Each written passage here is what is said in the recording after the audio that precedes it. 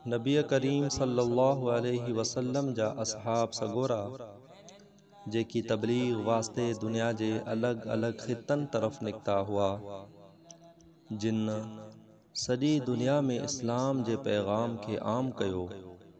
उन्हनि मां कुछ असहाबी सिंध जे तरफ पिण आया हुआ, जेकी सिंध जे अलग अलग जगहिन ते मदफून आहिनि। जिन मां हिकु हैदराबाद में असहाबी जी क़बर नाले सां मौजूद माग जो अहवाल असां अॻे ई पेश करे चुका आहियूं।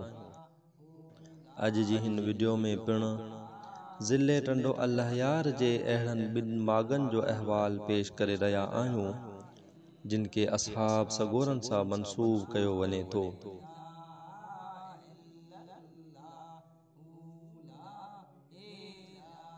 ही माग ज़िले टंडो अल्लाहयार जी देह मंगरिया जे ॻोठ मन्नू थेबो वेझो मौजूद आहिनि, जिन मां हिकु माग खे मक़ामी तरह हारून शाह असहाबी जे नाले सां ॼातो सुञातो वञे थो।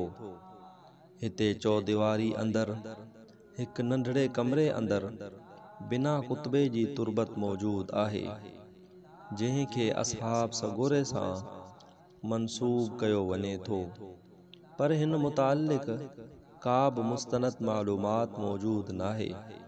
कुछ मक़ामी ॻोठाणा हिन खे हारून शाह शहीद जे नाले सां पिण सुञाणनि था, पर वधीक का बि तफ़सील नथा ॼाणनि।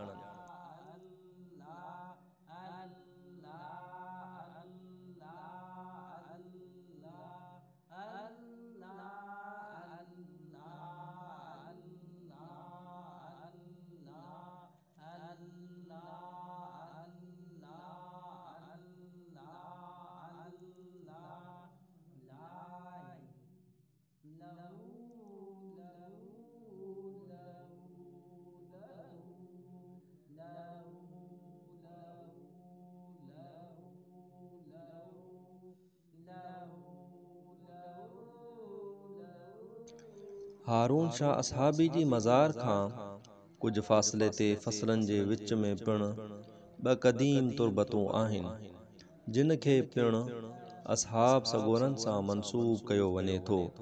चवनि था त ही असहाब सगोरा तबलीग वास्ते सिंध ॾांहुं आया हुआ ऐं उन्हनि हिते हिन इलाइक़े में वफ़ात कई ऐं उन्हनि खे हिते ई दफ़न कयो वियो, पर हिननि असहाब सगोरन मुतालिक वधीक का बि तफ़सील मौजूद नाहे।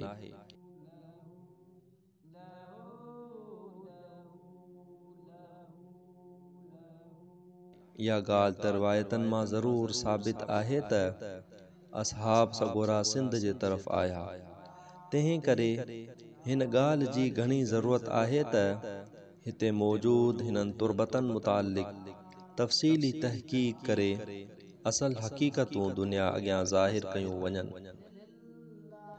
ऐं हिन कम लाइ तारीख़ जे आलिमनि खे हिकु मुअद्दिबाना गुज़ारिश अर्ज़ रखिजे थी